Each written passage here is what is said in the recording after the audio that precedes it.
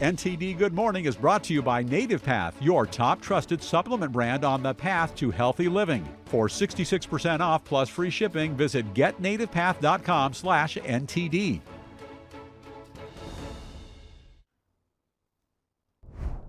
Welcome to NTD. Good morning. Here are today's top stories. In a daring mission, SpaceX is right now preparing to carry out the first ever private spacewalk. We have a live stream of the mission. Francine weakens from a hurricane to a tropical storm, but hundreds of thousands remain without power as parts of Louisiana were flooded. The latest updates from the storm as it moves inland. Facing pushback from both parties, House Speaker Mike Johnson delays a vote to avoid a partial government shutdown. How former President Trump could be influencing negotiations. We're less than 2 months away from this year's presidential election, and Congress is now taking a closer look at election security across the country. $100 billion from the U.S. National Treasury down the drain. Fraudsters took advantage of unemployment insurance as part of COVID aid. A leading tax executive on how this theft can happen.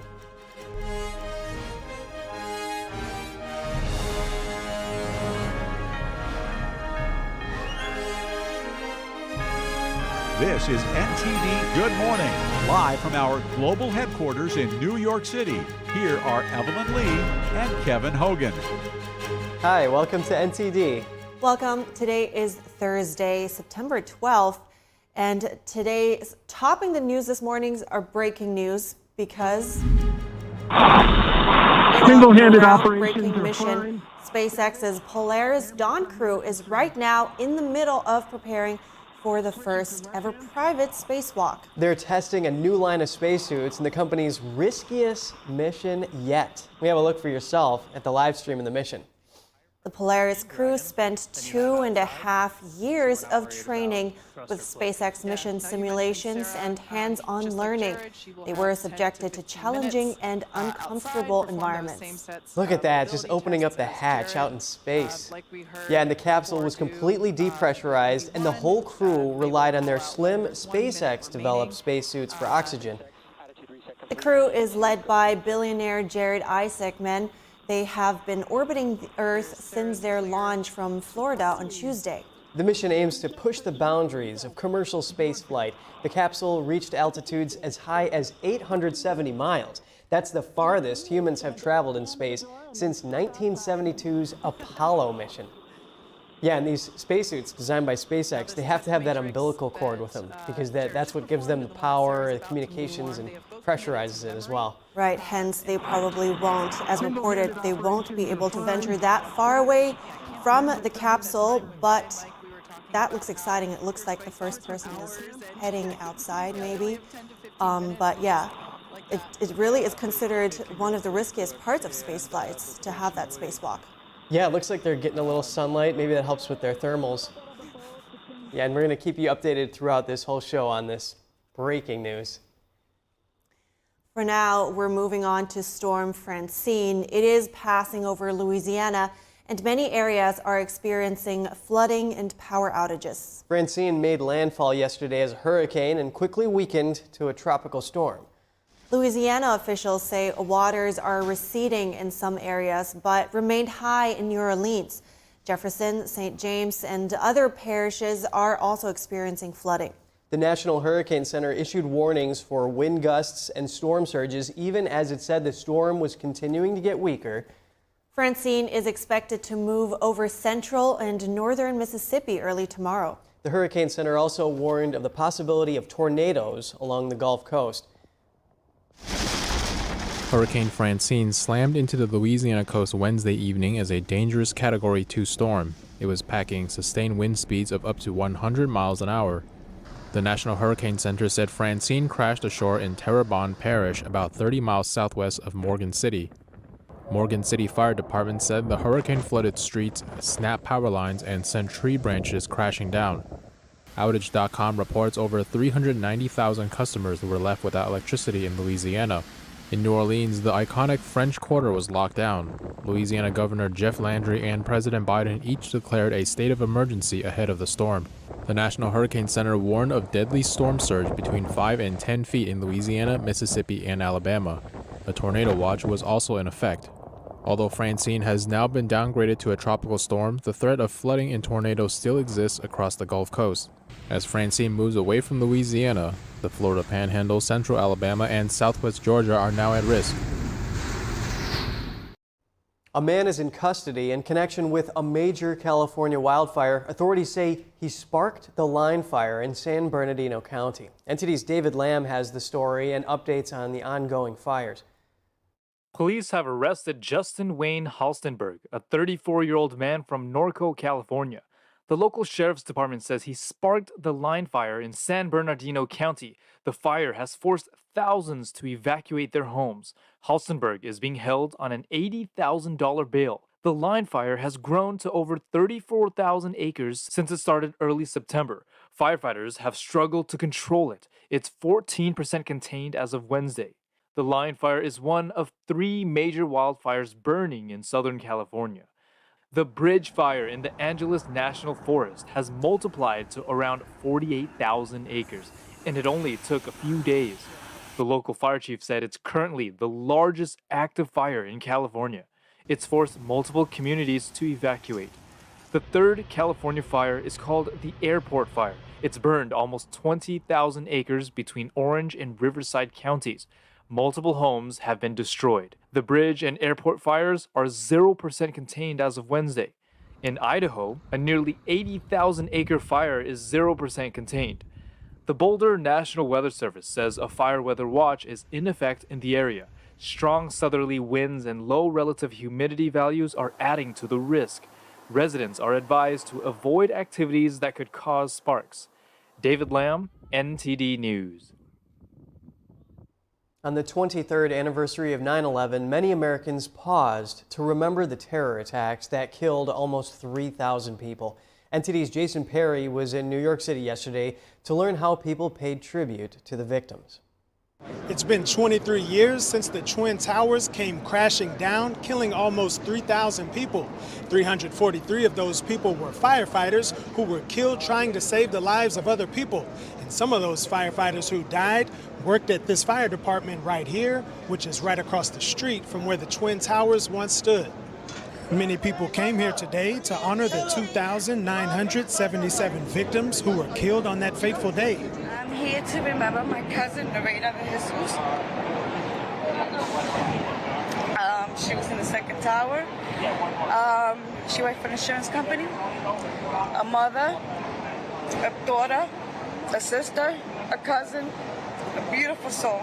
Today is a bittersweet day, of course, for a lot of members, a lot of families.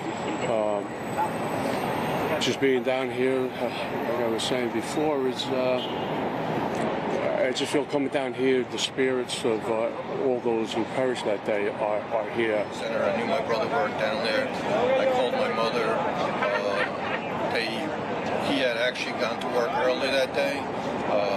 He was supposed to be in training in Midtown Manhattan, switched with a girl that he worked with, and he went in early because he was off a couple of days just after Labor Day. So unfortunately, he was at the wrong place at the wrong time. President Biden, Vice President Harris, former President Trump, and Vice Presidential candidate Senator J.D. Vance were all in attendance at the 9/11 memorial service in New York City. Harris and Trump shook hands for the second time in less than 12 hours, the first being at their debate in Philadelphia. After the 9/11 ceremony, Trump and J.D. Vance also visited firefighters at New York Fire Department Engine 4, Ladder 15. President Biden and Vice President Harris also went to Shanksville, Pennsylvania to attend a wreath-laying ceremony for the victims of Flight 93. And after that, the two went to the Pentagon, which was also hit on 9/11. Jason Perry, NTD News, New York. They say we'll never forget. Yeah, 23 years later, still a very emotional day, as we have seen evidently. Yeah, and in a nod to national unity, President Biden at a commemoration ceremony for 9/11 was wearing a Trump hat. Oh, Right. And we saw, I mean, it's nice to see, right, to leave politics aside for a moment. They were shaking hands right after the debate, Kamala Harris and Donald Trump. So that was nice to see, for sure. Yeah, and a lot of people watched the debate. Yes, 67 million of them. That's a lot of people. And then over 20 million people watching it on streaming services, too. Right, so it's even more. What do they call it? The Super Bowl of politics? Yeah, exactly. This debate actually got about half as many viewers as the last Super Bowl. There we go. I mean, it's not surprising, if we're honest. And an update on the looming partial government shutdown now. Speaker Mike Johnson postponed a vote yesterday on a temporary spending bill. The measure would keep the government running for 6 months. NTD's Daniel Monahan has more on Johnson's decision brought about by opposition from both parties. The bill to continue government funding after the September 30th deadline includes a proof of citizenship voter ID requirement. No vote today because we're in the consensus building business here in Congress. With small majorities, that's what you do. Congress is under pressure to pass the stopgap funding bill less than 2 months before the presidential election. The measure had been teed up for a vote yesterday, but Democrats are overwhelmingly opposed. Some Republicans have also voiced opposition, raising serious doubts about whether the measure would pass.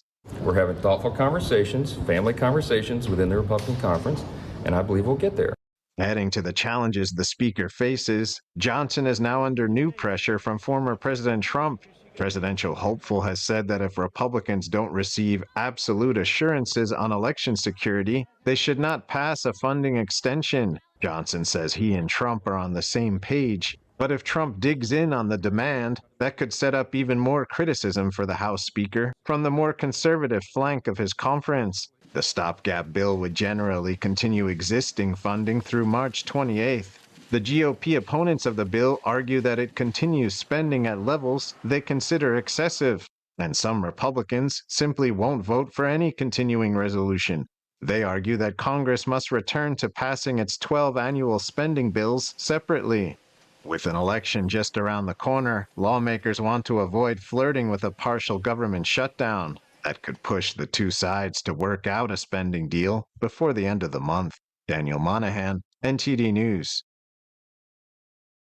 Coming up, facing pushback from both parties, House Speaker Mike Johnson delays a vote to avoid a partial government shutdown. How former President Trump could be influencing negotiations.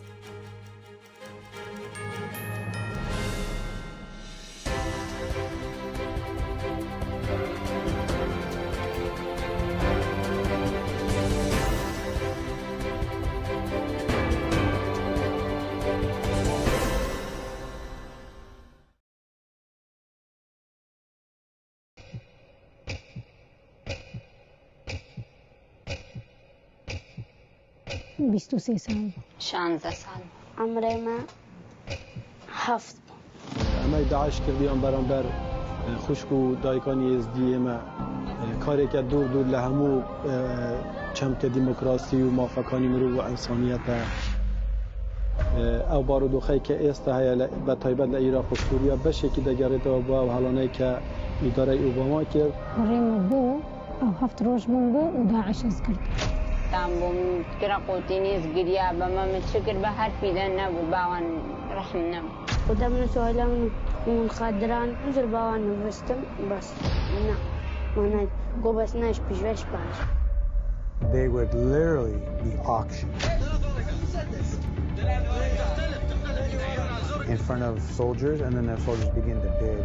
زارود وان همو جيبر تي حمري زارود الدم واسسي وان همو جيبر وحشیگریه که توا عیاره ظلمی که یک جار زور گوره لما افرطانه کرده و تعدایی که زور زوریان میده که اما روزانه دست فروشیده اليوم التوزيع كلنا نصيب.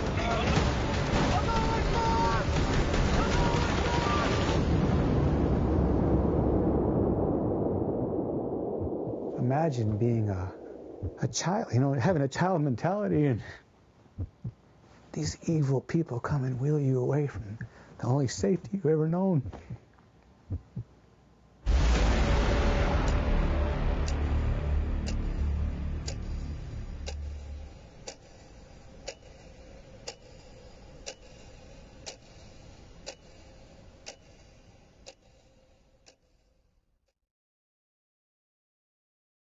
Rated in the best hearing aids of 2024, the Audien Atom 2 series offers superior sound quality and functionality for a fraction of the price. For just $189 a pair, the Atom 2 features 4 different hearing modes for all types of hearing loss. It packs crystal clear sound, a nearly invisible design, and is even rechargeable. I actually like them better than my old $5,000 hearing aids. They're so comfortable, I forget I'm wearing them. And the sound is amazing.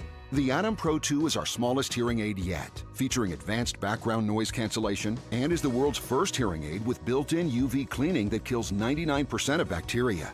I could not believe how my hearing and life changed without seeing a doctor or having a hearing test. Join over 500,000 happy customers today and get the hearing you deserve. Call 1-800-433-6359 or go to AudienHearing.com to get your pair of Audien hearing aids starting at just $189.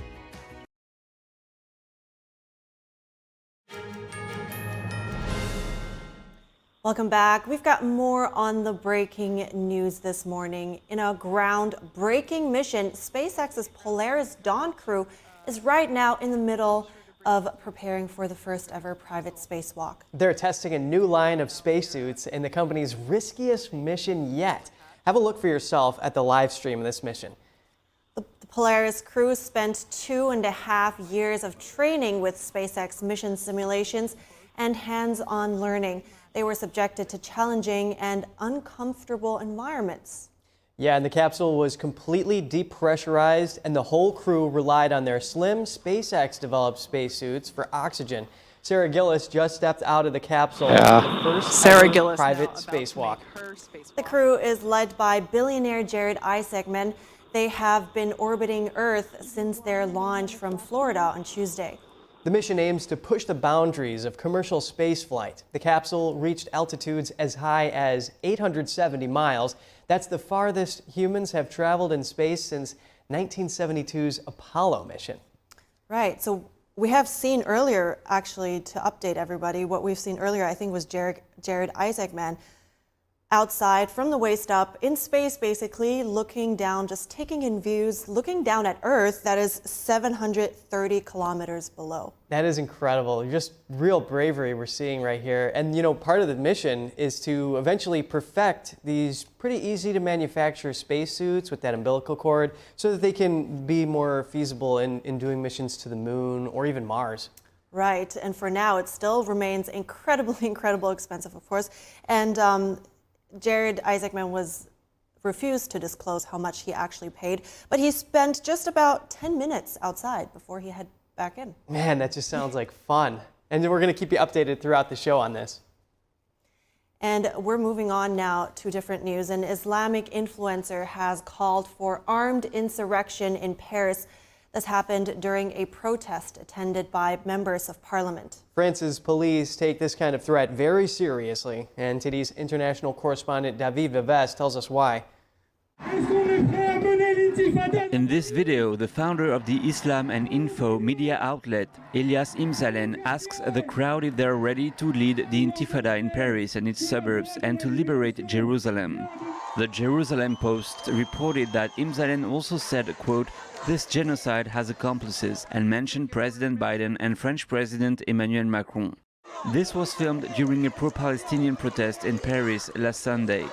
Imzalen is registered as a potential threat on a dedicated police watch list. On Tuesday, France's Minister of the Interior, Gérald Darmanin, initiated legal proceedings against him for incitement to violence. According to police union spokesperson Axel Ronde, the impact of the call is real.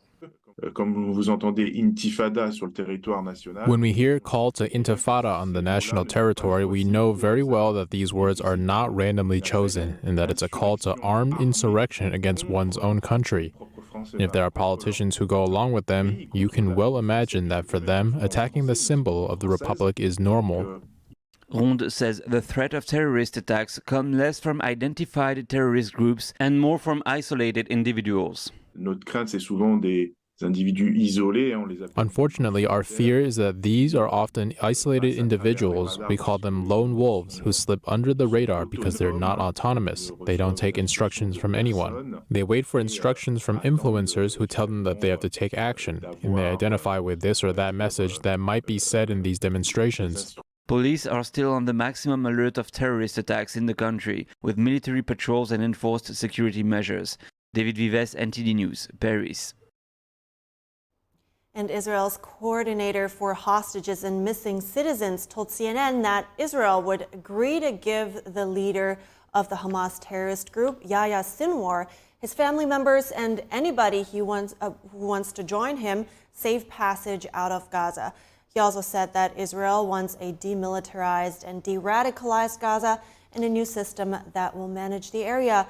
Let's break down this proposal in the hostage talks. We are bringing in David Wormser. He's an analyst for Middle East Affairs at the Center for Security Policy. Good morning, David. Good to see you again. The announcement, that was a pretty publicly announced proposal. What do you make of that?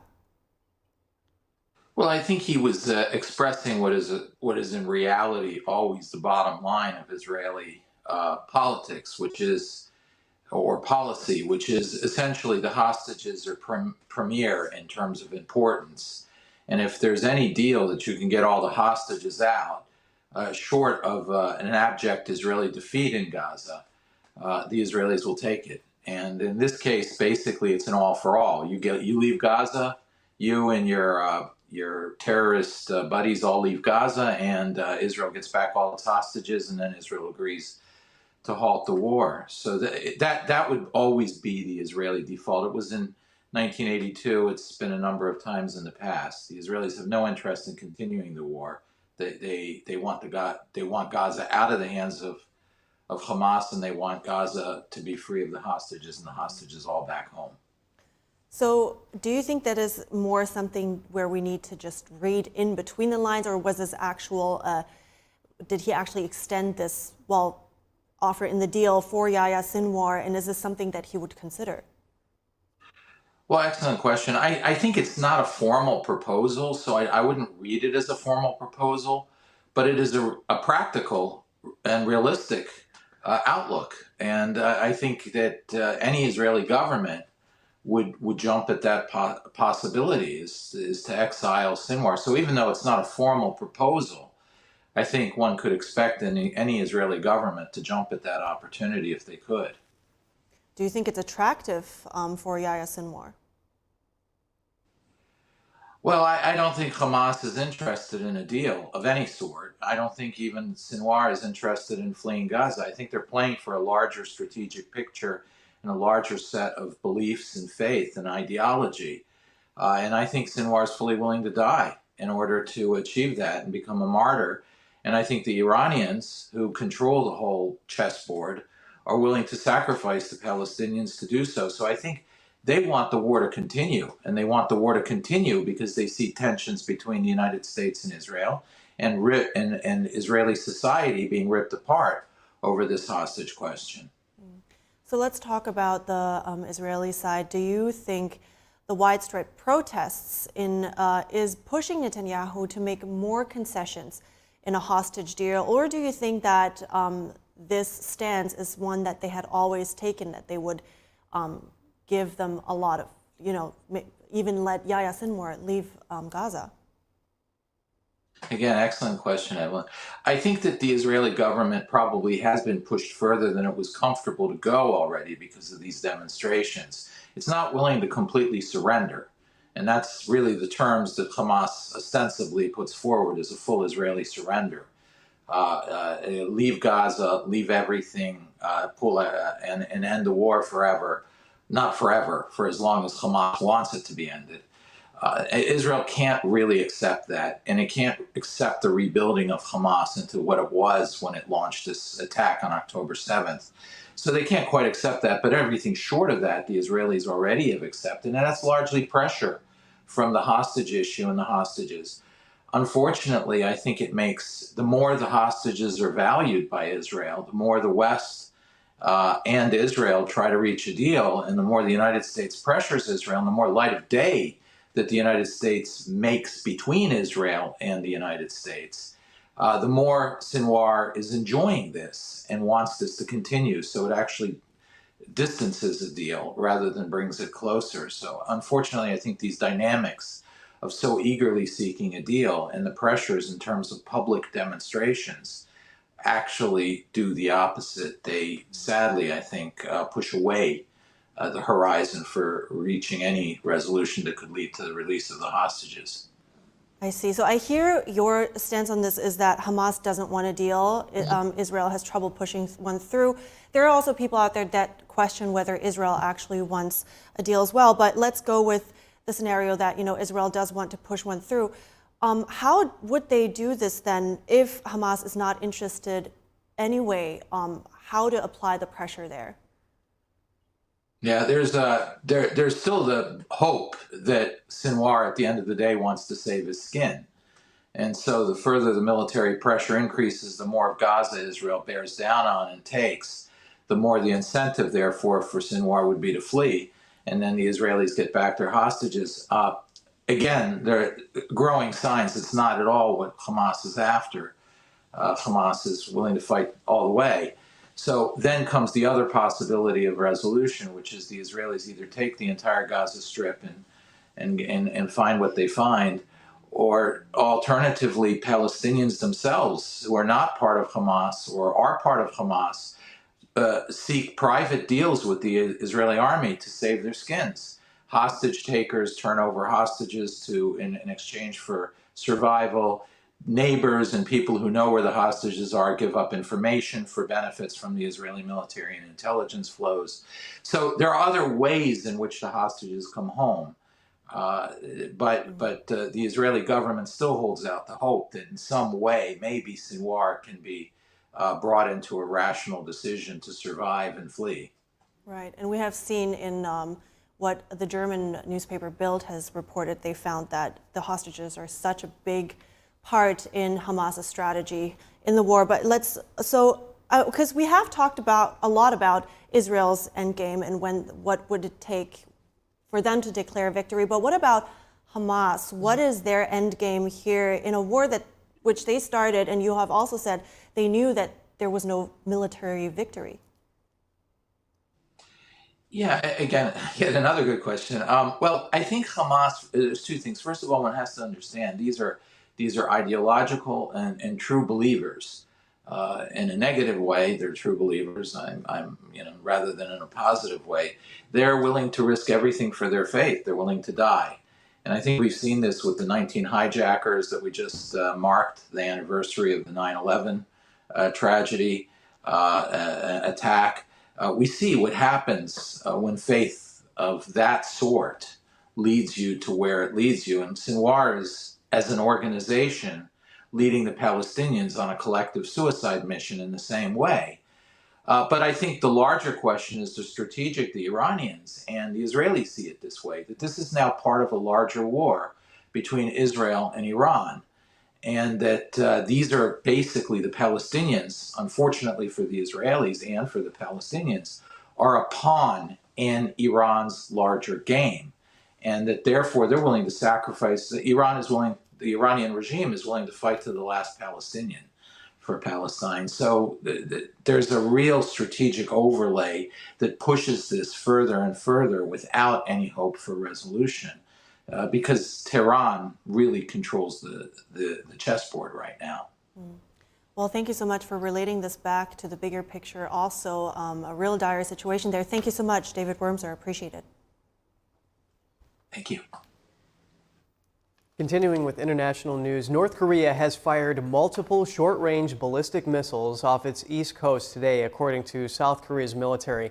The missiles were launched around 7 a.m., traveling about 225 miles before landing in the sea.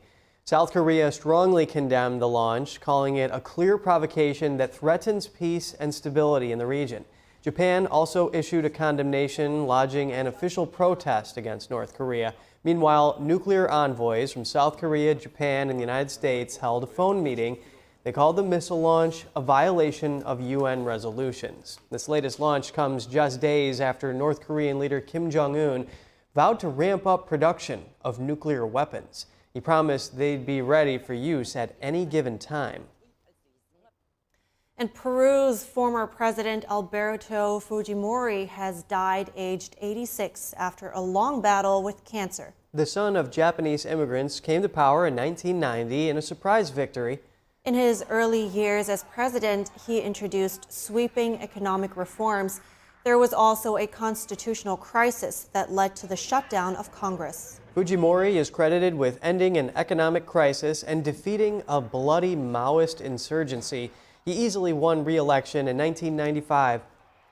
But his use of secret military courts to combat the Maoists led to human rights abuse allegations. In 2009, he was sentenced to 25 years in prison for alleged crimes stemming from that conflict. And coming up, we're less than 2 months away from this year's presidential election, and Congress is now taking a closer look at election security across the country. Workers at Boeing plants in the Seattle area are voting today on whether to go on strike. What this could mean for the aviation giant in a minute.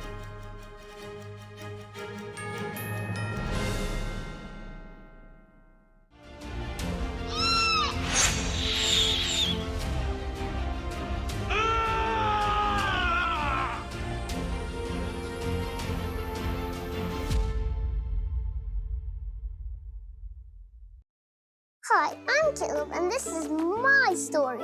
I was born with osteogenesis imperfecta, or brittle bone disease. I have broken my bones almost 200 times, and I have had 11 surgeries.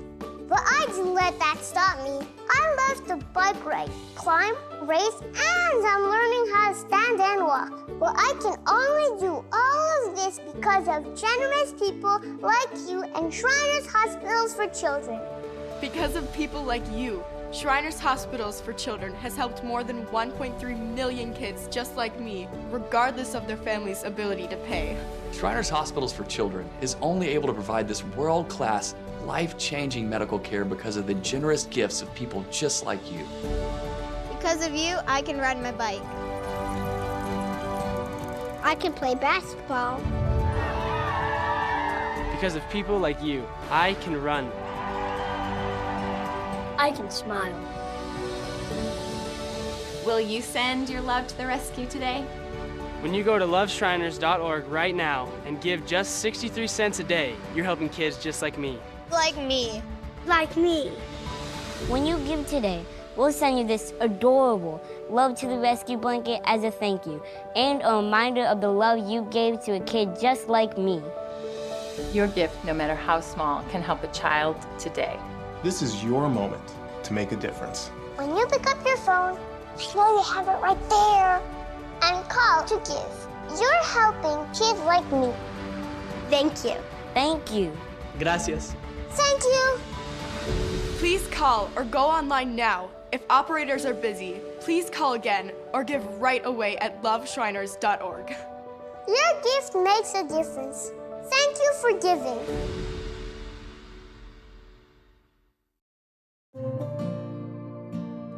Imagine a coffee that cares for your health. Expertly fermented with a 50 enzyme complex to enhance flavor and remove bitterness. Small batch roasted to a decadent medium dark, resulting in a brew that is gentle on digestion, low acid, and up to 90% less caffeine than regular coffee.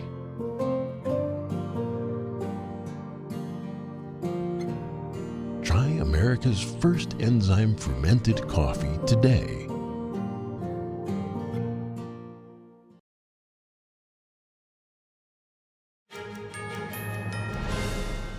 Welcome back. If you're just now tuning in, here's what you need to know. In a groundbreaking mission, SpaceX's Polaris Dawn crew finished its first ever private spacewalk. Crew member Sarah Gillis reported seeing bulges on the hatch seals, prompting the crew to check for cabin leaks. They were testing a new line of space suits in the company's riskiest mission yet. Have a look for yourself at a live stream of the mission. The Polaris crew spent 2.5 years of training with SpaceX mission simulations and hands-on learning. They were subjected to challenging and uncomfortable environments. Wow, yeah, this is just happening a few minutes ago. And the capsule was completely depressurized, and the whole crew relied on their slim, SpaceX-developed spacesuits for oxygen. 2 crew members successfully stepped out of the capsule for the first ever private spacewalk. Yeah, hopefully they can mass produce those kind of spacesuits if they're economical enough. Yeah, absolutely. Pushing the boundaries of commercial space travel. Yeah, giving more people a chance to go out there. I mean, I know we have a billionaire involved in this here, but maybe more common people can just get up there and that is the vision. That is the very exciting vision. And you cannot see it here, but there's other pictures from maybe a higher angle where he, I'm not sure if this is Sarah Gillis or Isaac Men, but he was looking down on Earth. That was 730 kilometers downward, but the pictures are breathtaking. Just a majestic view. Yeah, absolutely. We're moving on to the weather here. Tropical storm Francine is moving inland over Louisiana. It slammed into the Louisiana coast as a Category 2 hurricane, causing life-threatening storm surges and cutting power to hundreds of thousands. New Orleans streets remained flooded. The National Hurricane Center has warned of possible tornadoes along the Gulf Coast. It advised people in the path of the storm to stay sheltered. Speaker Mike Johnson postponed a vote yesterday on a temporary spending bill. The measure is meant to avoid a partial government shutdown. Democrats strongly oppose the bill, as do some Republicans. The bill includes a proof of citizenship voter ID requirement. Congress remains divided on a path forward, this as pressure is mounting from the upcoming presidential election. We're just 54 days away from the November presidential election. Congress yesterday took a close look at election integrity across the nation. The purpose of the hearing is to fully review and explore the status of states' election preparedness. The Committee on House Administration held a hearing on Wednesday, probing American confidence in elections. Some Americans in recent years have said they're losing trust in the election system. That's after stories came out of dead people and non-citizens on voter rolls, among other things. One major talking point is having to show photo IDs to vote. You don't believe that having an individual show their photo ID, saying they are who they say they are, increases confidence in our elections? Mr. Chairman, you asked me a yes or no question. I don't think that's a magic bullet. I'm not asking if it's a magic bullet. I'll come to you, Secretary Lors. Do you think photo ID increases Americans' confidence in our elections? 100%, Mr. Chairman, and it's vastly popular among both Republicans and Democrats. It makes total sense, right? That 100%. You should go in and show your photo ID. If you board an airplane, you got to show your photo ID. You want to buy a 6-pack of beer, you got to show a photo ID. Some Democrats criticize that this would make it harder for minorities, such as Black Americans, to vote. Another issue is mail-in ballots. Some Republicans say they're worried mail-in ballots are being sent to the wrong addresses. How do you ensure mail-in ballots are actually going to voters at their correct mailing address? And how do you ensure that the signatures match those that you have on file? Mr. Chair, Mr. Loudermilk, as to the address verification system that we employ in Arizona, which has been in place for a very, very long time, continuously updated. We use the National Change of Address database by the United States Postal Service. We use a first and second notice system to our county registrars. Democrats at Wednesday's hearing, meanwhile, mostly focused on other issues, such as an increase in threats against election workers, as the ranking member pointed out. One Secretary of State tracked a 600% increase in threats this year alone. Some say this increase is being spurred by false claims about election interference. Another problem Democrats say is misinformation regarding elections. In Michigan, as Secretary Benson knows all too well, a Republican candidate for Congress used an AI-generated audio of Martin Luther King Jr. purporting to endorse him in a political campaign. He added that AI is often being used to spread false information aimed at aiding a particular political party. The House Foreign Affairs Committee held hearings to examine the great power competition in Africa and the Chinese Communist Party's malign influence in Europe. NTD's Washington correspondent Luis Martinez has the story. Both the Republican chairman of the House Foreign Affairs Committee, Congressman McCaul, and the Democratic ranking member, Congressman Gregory Meeks, have expressed concern over the exploitative policies deployed by the Chinese Communist Party and Russia across the African continent. The African continent is ground zero for the CCP with its manipulative Belt and Road Initiative, crippling debt trap diplomacy. Meanwhile, Putin continues to profit off the backs of Africans to finance his invasion of Ukraine. The PRC has been playing the long game with respect to Africa, but we know that the Beijing uses its presence, its diplomacy, and the Belt and Road Initiative in Africa to extract natural resources and harm the environment, lower labor standards, gain a security foothold, and create influence for political leverage. The acting Undersecretary of State for Political Affairs, John Bass, detailed how the CCP and Russia use economic and security ties to spread disinformation across Africa. China has established a one-way trade relationship with Africa, and the PRC is also working to expand its military presence and relationships in Africa.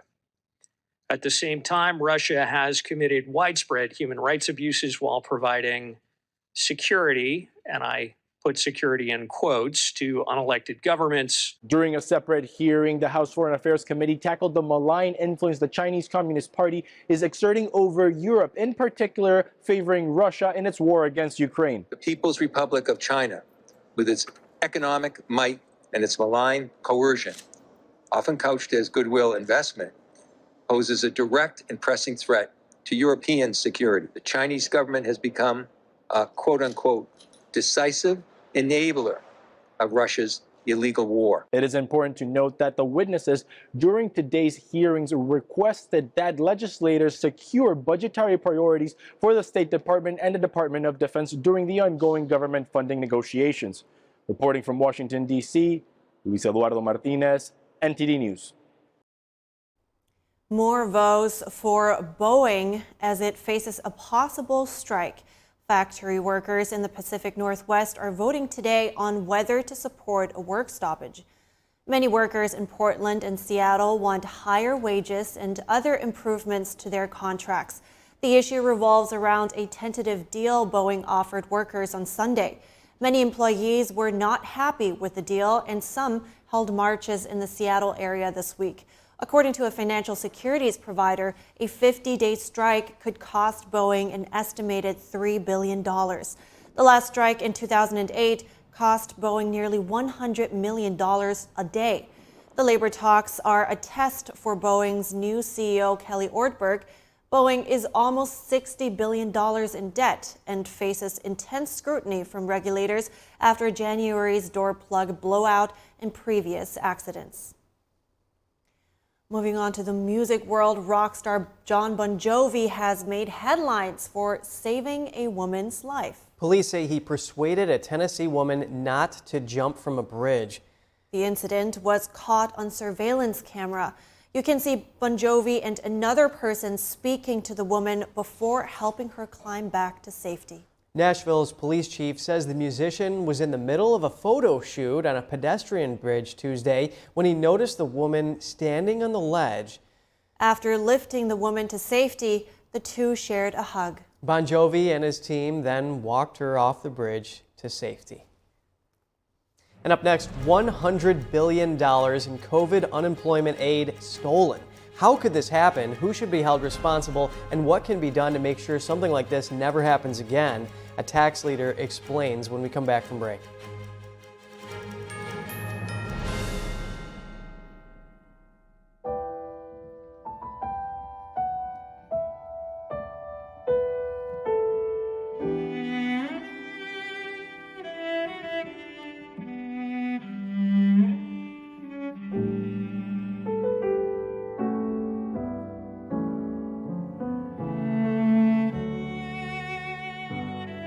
大提琴不仅仅是一件乐器，它是有生命、有感情的，需要我们精心的照顾。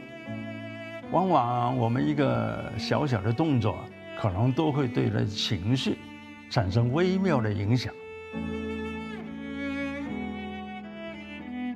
天鹰的品牌是福星，我们对于传统的理念很荣幸被神韵艺术团选为指定供应商。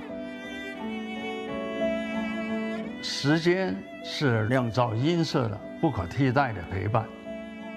我跟大提琴已经有60多年的友情了，每一把琴都有它自己的个性，熟悉它，才能真正发挥它的潜力。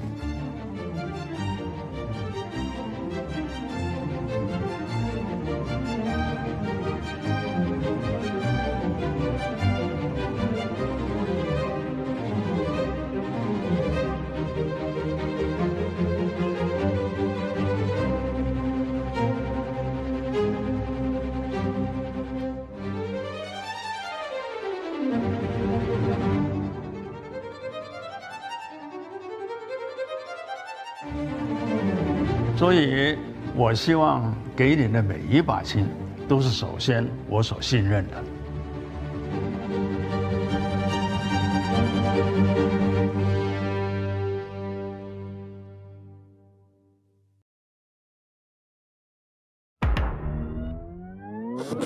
Tired of scrolling Netflix?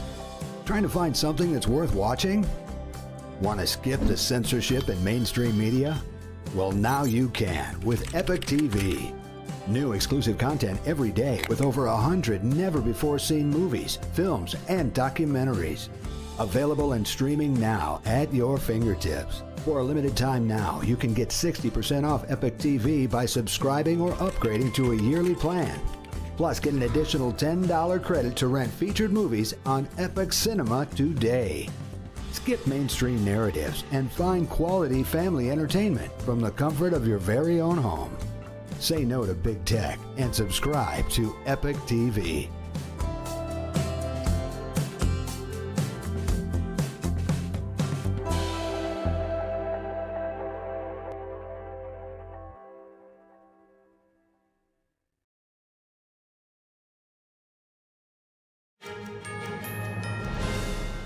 Good to have you back. We're now continuing the program with some troubling news about your tax dollars. Over $100 billion were lost to fraud within the program providing COVID-19 unemployment insurance aid. That's according to a report by the House Oversight Committee. The report says organized criminals were involved and states didn't do much to stop them. And joining me now to discuss this is Pete Sepp, the president of the National Taxpayers Union. Good morning to you, Pete. Thanks for coming on. So right when the pandemic was at its peak, you had countless Americans stuck at home, couldn't go to work, and the government had two goals: get as much financial aid out to the people who need it, and two, do it fast. Was it that speed that led to this problem being possible, or was it just that organized criminals came in and took advantage of the situation, or something else? It wasn't just the amount of money and the speed at which it was delivered. It was the flaws in the systems administering the benefits as well. We have to remember that the states, which are primarily responsible for handling unemployment claims and dispersing the funds, were unprepared for anything like the pandemic. Their systems were antiquated. They had poor record keeping. They had very poor processes for oversight to begin with. And once you piled trillions of dollars in aid in various forms onto these systems and demanded that we push the money out of the Treasury door as quickly as possible, well, that was a combination for a great deal of waste, fraud, and abuse. The unemployment program was just one of them. So, Pete, this is about 10 to 15% of the total funds that were lost, and that's according to the Government Accountability's Office. That puts the estimate at about 100 to 135 billion. Is that what you're estimating? Yes, but that is only one component. That is outright fraud. In other words, individuals, criminal gangs, inmates, what have you, actually creating fake identities to get unemployment benefits or stealing live checks that come through the mail. There were other problems. Benefits were going to people who were deceased, or individuals making claims were actually overstating how long they had worked and how much money they were making, and the government wasn't checking. And this doesn't even count other aid programs like Paycheck Protection Program loans or the Employee Retention Tax Credit. The absolute highest total I have seen is above $400 billion of wasted funds when you take account of all of those things I just mentioned. Right, and Pete, the committee reports that these recipients didn't even need to show evidence that they were looking for work in order to get this aid. This is something that is now in the spotlight. You put the number at $400 billion. That's a lot of money. Who bears the responsibility for this? Well, certainly government officials up and down the ladder, from the local level, the states, all the way up to Washington, D.C., they knew that this much money shoveled out the door this fast with systems that had very poor oversight was a prescription for disaster. They said, well, we're going to have to sort out all of the wasted money later. It's later, and the total is staggering. They need to prepare now for the next big wave of unemployment. I mean, that's inevitable. No matter what our economy does a year from now, 10 years from now, there will be large numbers of people unemployed at some point. Do we have systems in place, good computer records, good oversight, fraud checks, all kinds of policies in place so that when it happens the next time, we won't see this much waste, fraud, and abuse? We have published a toolkit for policymakers of best practices that states have implemented from Iowa to Mississippi, everywhere else, that are going to help control the waste, fraud, and abuse and give taxpayers the kind of oversight they deserve going forward. Right, nobody wants another pandemic, but it is good to be prepared in the case of something that comes up down the line. The committee says, though, that the money can't be recovered. Why not? Well, part of the reason, as far as fraud goes, is that many of the people who committed the fraud and established these fake identities have long since erased their electronic trail from the internet. There's no way to actually track down these folks and claw the money back. Now, there are certain procedures in some of the pandemic relief laws that allow the government to continue investigating and trying to recover the funds. Those are going to expire next year. They ought to be extended indefinitely so we can at least try to get some of this money back. So far, only about 7% of the fraudulent funds have been recovered. I'm not optimistic that you'll get much more than 15% recovery rate, and that's going to take a lot of work. I understand what you're saying, Pete, and the committee found that this program was more susceptible to fraud because in the first 9 months that you're receiving this money, you don't have to show any evidence of earnings. What's your comment on that? Incredible. I mean, even in the middle of a pandemic, it shouldn't be that difficult for government officials to say to those applying for these benefits, we know you're hurting, we know you need this money. Can you furnish at least some minimal records of your work history so that we can properly calibrate the benefits that you need to receive? That step would have prevented a whole lot of problems. Better computer systems that were more resistant to fraud and tampering would have helped as well. But that very first step was the one that needed to be taken. Well, thank you so much for helping us understand this. Pete Sepp, the president of the National Taxpayers Union. Thank you. My pleasure. Now for an update in the business world, Don Ma from NTD's Business Matters gives us the rundown. Price hikes have slowed to their lowest rate since February 2021. The Consumer Price Index, which measures price changes for commonly purchased goods and services, dropped to 2.5% in August. Economists expected the slowdown thanks to falling gas prices.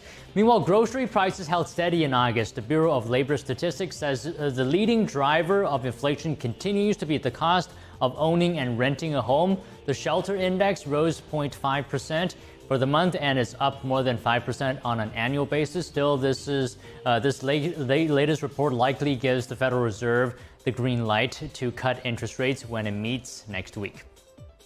And one of the country's most iconic brands plans to change its name.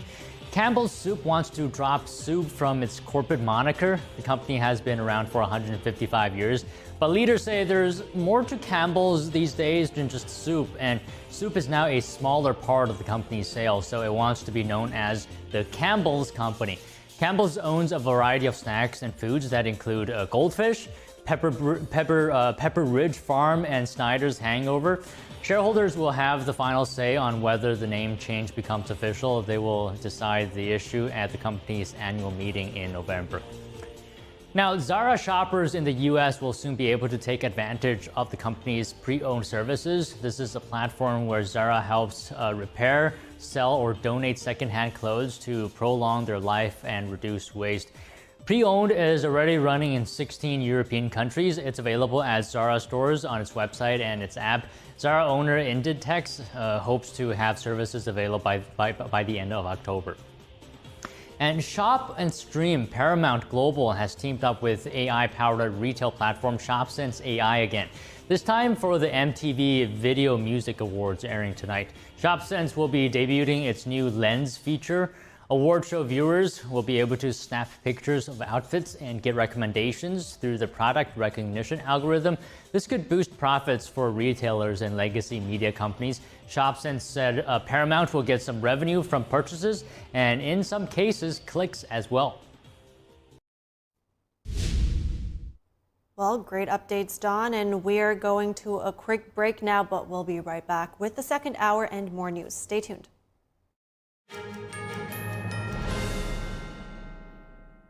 We design Native Path products to restore essential nutrients missing from the modern diet. This is what being on the path is all about. We're more than a health and wellness brand, we're a community.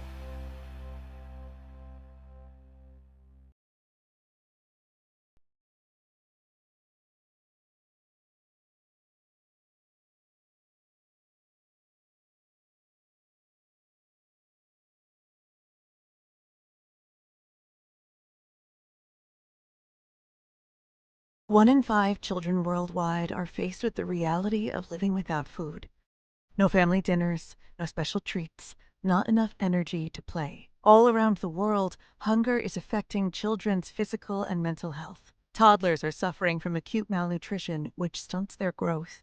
Kids are forced to drop out of school so they can help support their families. Conflict, inflation, and climate have ignited the worst famine in our lifetime. And we are fed up. Fed up that hunger devours dreams. Fed up that hunger destroys joy. Fed up with the fact that hunger eats childhood. Help us feed the futures of children all over the world by visiting givetosave.org. For as little as $10 a month, you can join Save the Children as we support children and families in desperate need of our help. Now is the time to get fed up and give back.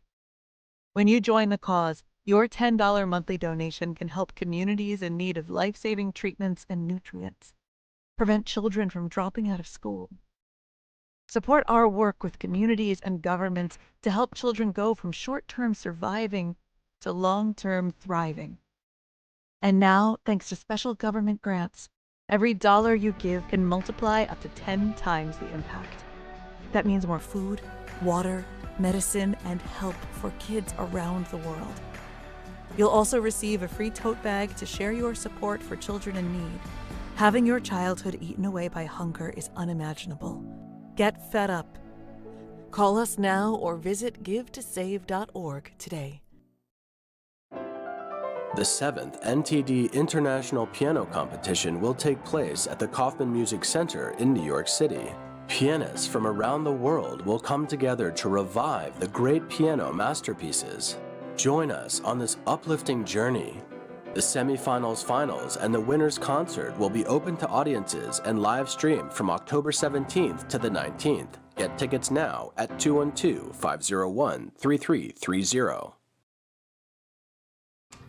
Adopting you was the best decision in our life.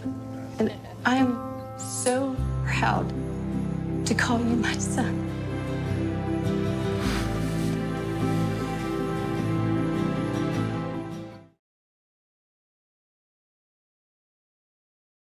NTD Good Morning is brought to you by Native Path, your top trusted supplement brand on the path to healthy living. For 66% off plus free shipping, visit getnativepath.com/NTD. Welcome to NTD. Good morning. Here are today's top stories. In a daring mission, SpaceX just finished its first ever private spacewalk, where two crew members stepped outside of the spacecraft to test SpaceX's new spacesuit. Francine weakens from a hurricane to a tropical storm, but hundreds of thousands remain without power as parts of Louisiana were flooded. The latest updates as the storm moves inland. Facing pushback from both parties, House Speaker Mike Johnson delays a vote to avoid a partial government shutdown. How former President Trump could be influencing negotiations. Secretary of State Antony Blinken wraps up his Ukraine-focused trip to Europe. He's now visiting Poland to discuss support for Ukraine in its fight against Russia. It's back to school, and we have some tips for surviving in college and learning effectively in high school and beyond. Should you try waking up at 5:30 a.m. to face the day? Hear what a mentor has to say. A U.S. teen with the biggest hands and feet and a museum of wacky vehicles in India. We look at some of the newest Guinness World Records.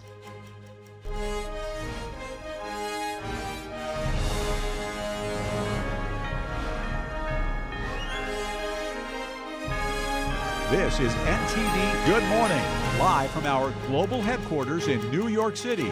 Here are Evelyn Lee and Kevin Hogan. Welcome to NTD. Good morning. Today is Thursday, September 12th. Topping this morning's news, breaking news. In a groundbreaking mission, SpaceX's Polaris Dawn crew completed its first ever private spacewalk. Crew member Sarah Gillis reported seeing bulges on the hatch seals, prompting the crew to check for cabin leaks. They were testing a new line of spacesuits in the company's riskiest mission yet. The Polaris crew spent 2.5 years of training with SpaceX mission simulations and hands-on learning. They were subjected to challenging and uncomfortable environments. The capsule was completely depressurized, and the whole crew relied on their slim SpaceX-developed spacesuits for oxygen. The crew is led by billionaire Jared Isaacman. They have been orbiting Earth since their launch from Florida on Tuesday. The mission aims to push the boundaries of commercial spaceflight. The capsule reached altitudes as high as 870 miles. That's the farthest humans have traveled in space since 1972's Apollo mission. Yeah, it's really awesome what they're doing, actually. And they're not doing an Ed White spacewalk where he was just kind of floating out there for 20 minutes at a 23-foot tether, but they're actually trying to get more of the feel of the movements under that pressurized spacesuit and test that heads-up display they have on their helmets. Yeah, it all has a purpose to further develop this and make it more accessible. Yeah, that's right. I mean, they have to figure out, how exactly those air-cooled spacesuits are going to work, because those are some extreme temperatures you get in space. Yeah, no room for error at all. And we're moving on to some weather news. Storm Francine is passing over Louisiana, and many areas are experiencing flooding and power outages. Francine made landfall yesterday as a hurricane and quickly weakened to a tropical storm. Louisiana officials say waters are receding in some areas but remained high in New Orleans.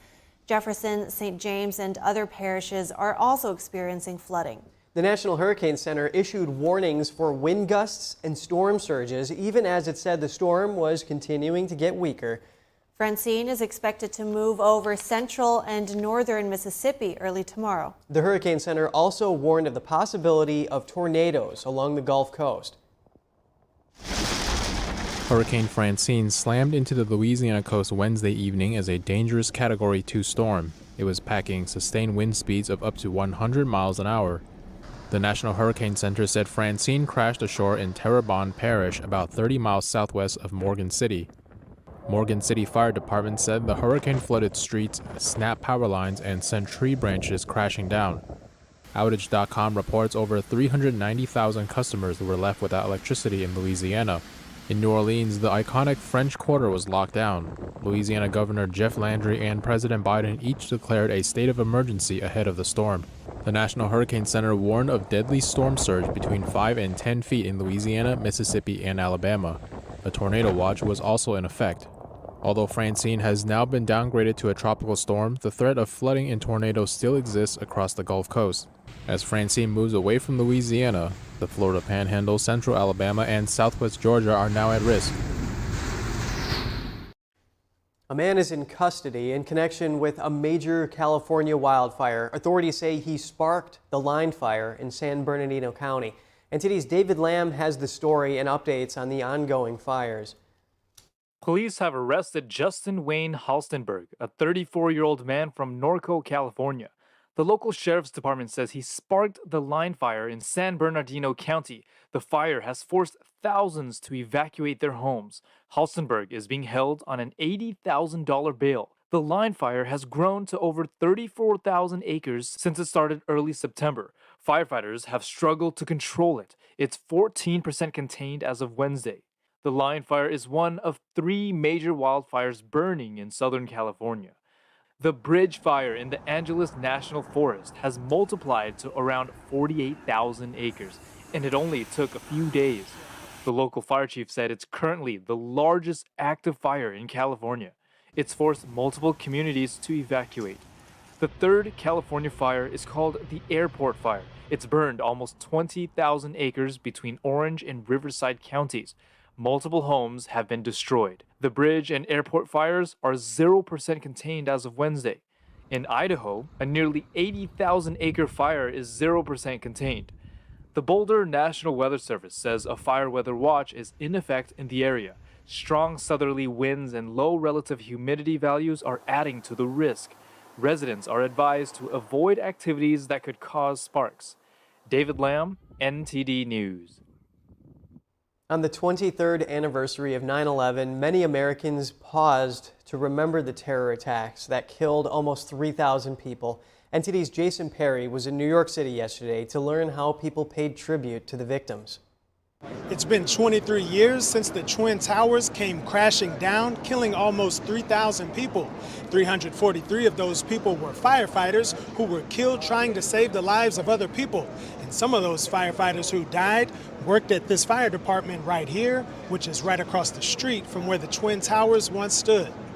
Many people came here today to honor the 2,977 victims who were killed on that fateful day.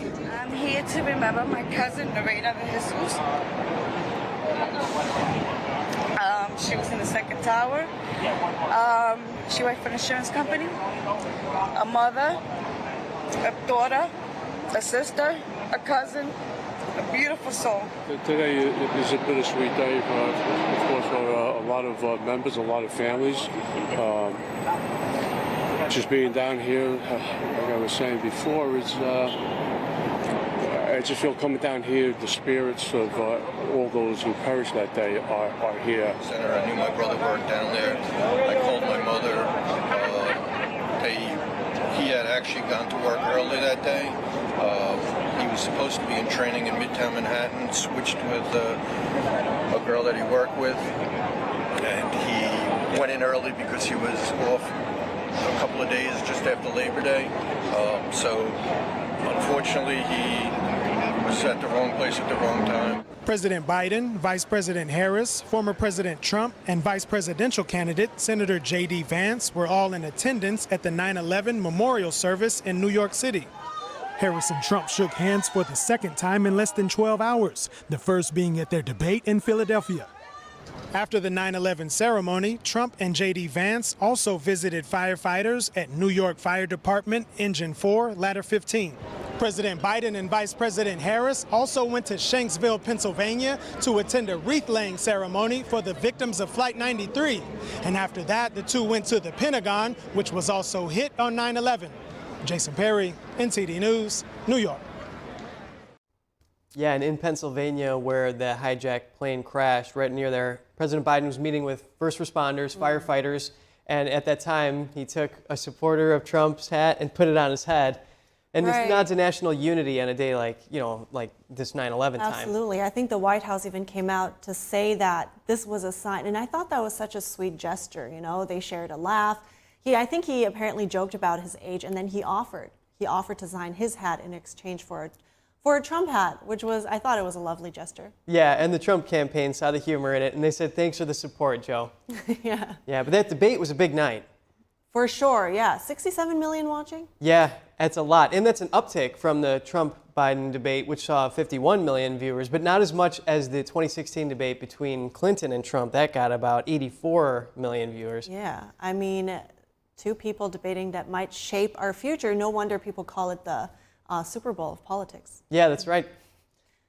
All right, we're moving on. Secretary of State Antony Blinken is meeting senior Polish government officials to discuss support for Ukraine in its fight against Russia. They will also cover deepening defense cooperation between Warsaw and Washington. Blinken has so far not committed to calls from Ukraine to strike deeper into Russia with Western missiles. The diplomatic trip unfolds as Russia's army bears down on Ukraine's eastern Donetsk region. NTD's international correspondent Malcolm Hudson has more for us from London. Secretary of State Antony Blinken is wrapping up his three-nation, Ukraine-focused European tour in Poland. He's meeting with senior Polish government officials to discuss support for Ukraine in its fight against Russia. The security of Poland's eastern flank will also feature in talks as the two nations discuss deepening their defense cooperation. Poland has sought to strengthen the borders it shares with Belarus and Russia. Ukraine has repeatedly asked to be allowed to strike deep into Russia with Western missiles. While in Ukraine, Blinken didn't commit, but did say he will take the conversation back to Washington. We have adjusted and adapted as needs have changed, as the battlefield has changed. And I have no doubt that we'll continue to do that as this evolves. He said President Biden and British Prime Minister Keir Starmer are due to meet on Friday to discuss this further. Blinken also announced more than $700 million in humanitarian aid for Ukraine, while Britain confirmed they will also give nearly $800 million in assistance and loan guarantees. Malcolm Hudson, NTD News, London. In facing pushback from both parties, House Speaker Mike Johnson delays a vote to avoid a partial government shutdown. How former President Trump could be influencing negotiations after the break.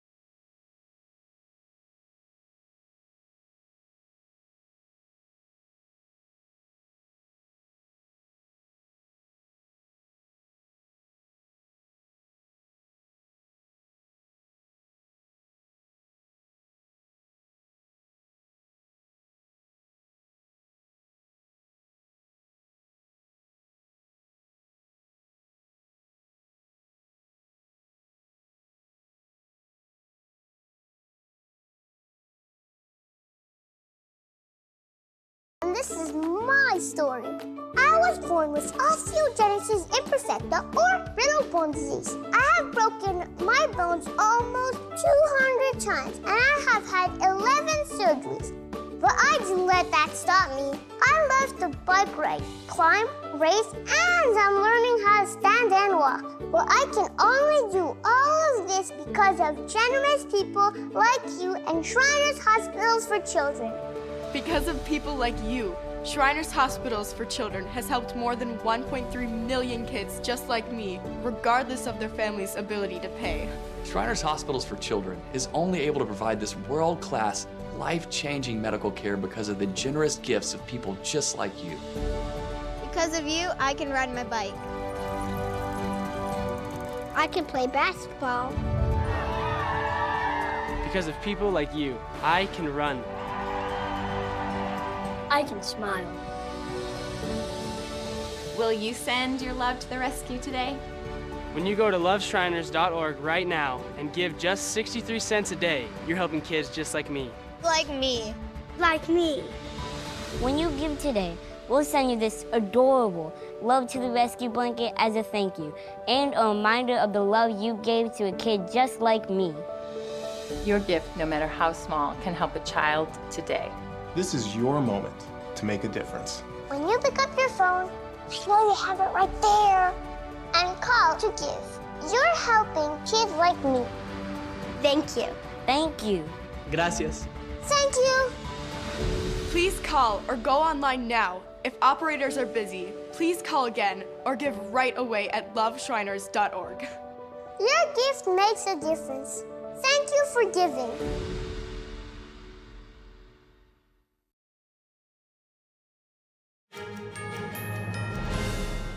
Thanks for staying with us. An update on the looming partial government shutdown. Speaker Mike Johnson postponed a vote yesterday on a temporary spending bill. The measure would keep the government running for 6 months. NTD's Daniel Monahan has more on Johnson's decision brought about by opposition from both parties. The bill to continue government funding after the September 30th deadline includes a proof of citizenship voter ID requirement. No vote today because we're in the consensus building business here in Congress. With small majorities, that's what you do. Congress is under pressure to pass the stopgap funding bill less than 2 months before the presidential election. The measure had been teed up for a vote yesterday, but Democrats are overwhelmingly opposed. Some Republicans have also voiced opposition, raising serious doubts about whether the measure would pass. We're having thoughtful conversations, family conversations within the Republican conference, and I believe we'll get there. Adding to the challenges the speaker faces, Johnson is now under new pressure from former President Trump. Presidential hopeful has said that if Republicans don't receive absolute assurances on election security, they should not pass a funding extension. Johnson says he and Trump are on the same page. But if Trump digs in on the demand, that could set up even more criticism for the House Speaker from the more conservative flank of his conference. The stopgap bill would generally continue existing funding through March 28th. The GOP opponents of the bill argue that it continues spending at levels they consider excessive, and some Republicans simply won't vote for any continuing resolution. They argue that Congress must return to passing its 12 annual spending bills separately. With an election just around the corner, lawmakers want to avoid flirting with a partial government shutdown that could push the two sides to work out a spending deal before the end of the month. Daniel Monahan, NTD News.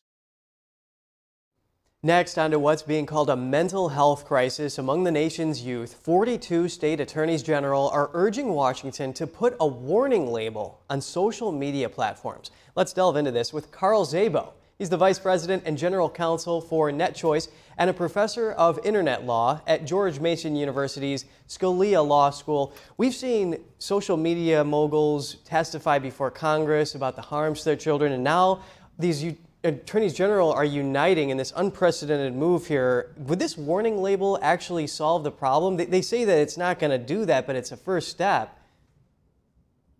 Yeah, so we need to unpack a lot of the problems here. One is the policy problem, two is the constitutional problem, and three is the speech problem. So the policy problem, yes, kids like social media, but simultaneously, kids like Oreos. And if I, as a parent, were to leave my kid alone with a bag of Oreos, I shouldn't be surprised that they eat them all.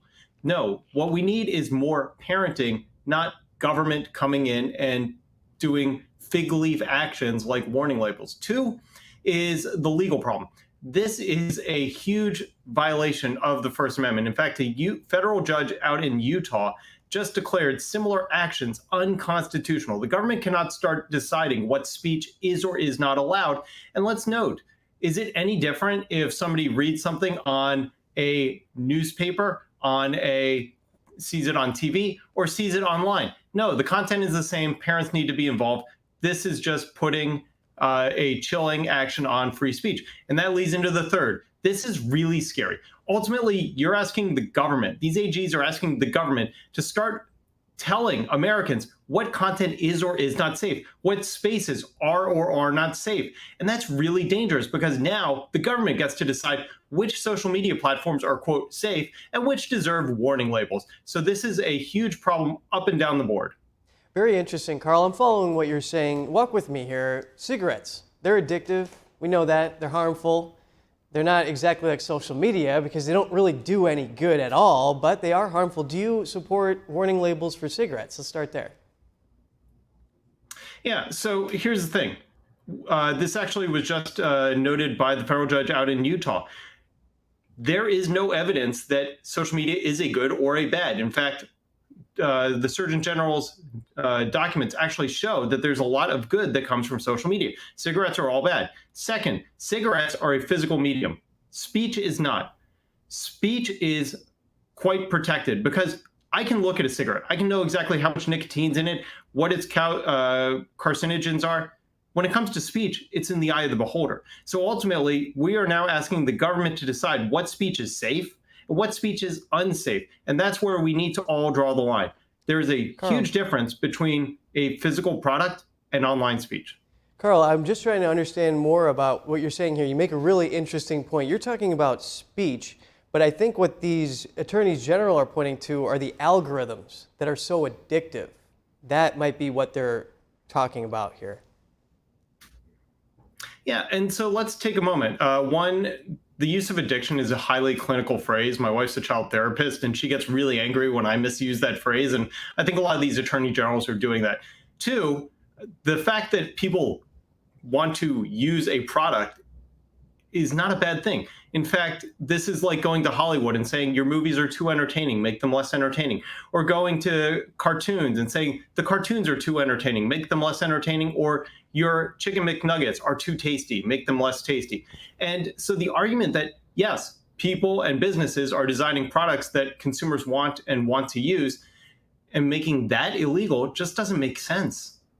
Okay, Carl, I hear you on this, and this is not the first time that there have been officials taking a stance against social media companies. In July, you saw the Senate overwhelmingly pass a bill to take steps to cause these social media companies to pare back the amount of bullying, the amount of sexual exploitation that's going on, and even drug addiction that's happening on these social media sites. So how do these attorneys general actions match up with the lawsuits that states are bringing against these social media companies?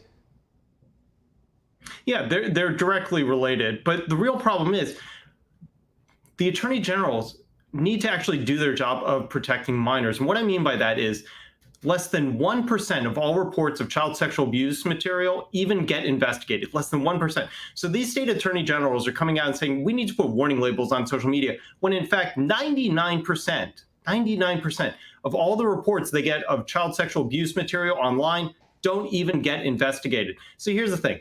It's hard to do the work of actually doing an investigation and prosecution and putting bad actors behind bars. That's what these attorney generals need to focus on instead of going after bogeymen of social media and trying to create this public policy fig leaf, which is really an attempt to control free speech online. And Carl, are you aware that some actual adolescents spend over half their day glued to their phone? Absolutely. Look, I'm a parent, and being a parent is hard. And it is our job as parents to actually decide what is or is not appropriate for our kids, how much time they spend on TV. So my son wakes up every morning, he watches several hours of SportsCenter, then he watches the Sunday football games. That's several hours of screen time for him. but I decide that screen time is okay. And so that's what we really need to do, is we need to have parents come in and start deciding what is or is not the limits. Start setting limits for our kids and not expect the government to come in and slap labels on whether some medium is okay and some medium is not. In fact, when my son watches ESPN in the morning, he sees ads for alcohol, he sees ads for gambling, and things that I find wildly inappropriate. Yet, we're not seeing warning labels on ESPN. So this is the problem. It starts with, quote, warning labels on social media, and then it's a quick, slippery slope into warning labels on what websites are okay, what TV shows are okay, and what content is okay. Really fascinating perspective from you this morning, and it is a very important topic. Thank you for coming on. Carl Szabo, Vice President and General Counsel for NetChoice and Professor of Internet Law at George Mason University's Scalia Law School. Thank you. There are more problems for Boeing as it faces a possible strike. Factory workers in the Pacific Northwest are voting today on whether to support a work stoppage. Many workers in Portland and Seattle want higher wages and other improvements to their contracts. The issue revolves around a tentative deal Boeing offered workers on Sunday. Many employees were not happy with the deal, and some held marches in the Seattle area this week. According to a financial securities provider, a 50-day strike could cost Boeing an estimated $3 billion. The last strike in 2008 cost Boeing nearly $100 million a day. The labor talks are a test for Boeing's new CEO, Kelly Ortberg. Boeing is almost $60 billion in debt and faces intense scrutiny from regulators after January's door plug blowout and previous accidents. Over to the music world, rock star John Bon Jovi has made headlines for saving a woman's life. Police say he persuaded a Tennessee woman not to jump from a bridge. The incident was caught on surveillance camera. You can see Bon Jovi and another person speaking to the woman before helping her climb back to safety. Nashville's police chief says the musician was in the middle of a photo shoot on a pedestrian bridge Tuesday when he noticed the woman standing on the ledge. After lifting the woman to safety, the two shared a hug. Bon Jovi and his team then walked her off the bridge to safety. And you know, this is actually really something that's important here because these megastars are role models. People look up to them. So when they're doing something like that, that can really help people, you know, understand common humanity. Yeah, that's very heartwarming scenes, and I think he showed a lot of, it takes so much empathy and sensibility to do that, and that showed a lot of his skills. Yeah, and situational awareness here. We're going to break a crash course on how to make it through college and how to learn how to learn. And we talked to a mentor about an educator about the virtues of academic investigation and setting yourself apart in your application process. So stay tuned.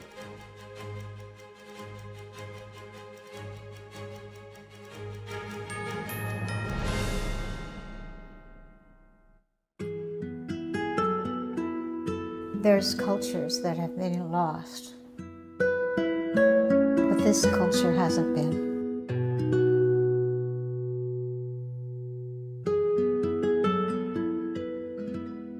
The artist is showing us our sense of who we are, where we came from.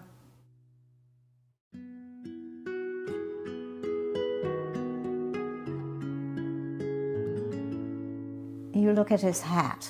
His hat is knitted probably by a man because a man traditionally knitted the hats. That hat tells you the story of who this person is, what his place in the culture is, the animals around him. Everything's all contained in the messages in the hat. And the tool that he's carrying over his shoulder. This is a centuries-old tool that has been able to rework the mountains. Those traditions are invaluable, and if we don't honor those traditions, then we're rootless. The artist is showing us the value of maintaining our culture and respecting our culture.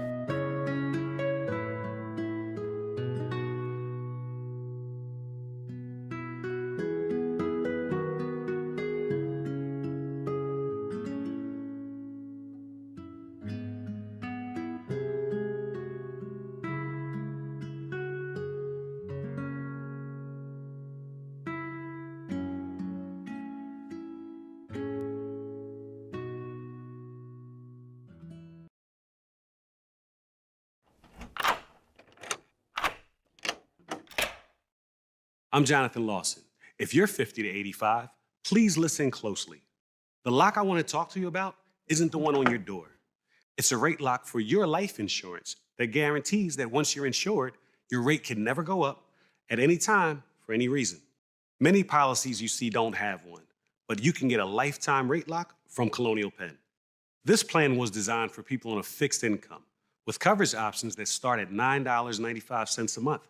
That's less than 35 cents a day. Your rate is locked in for life. Coverage can never be canceled, and your acceptance is guaranteed. You cannot be turned down because of your health. See for yourself. Call for an information kit and gift. Both are free with no obligation. Call 1-800-624-6556 for your free information and your free gift. That's 1-800-624-6556. 1-800-624-6556. Call now.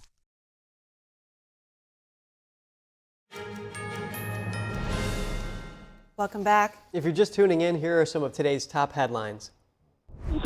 In a groundbreaking mission, SpaceX's Polaris Dawn crew finished its first ever private spacewalk. Crew member Sarah Gillis reported seeing bulges on the hatch seals, prompting the crew to check for cabin leaks.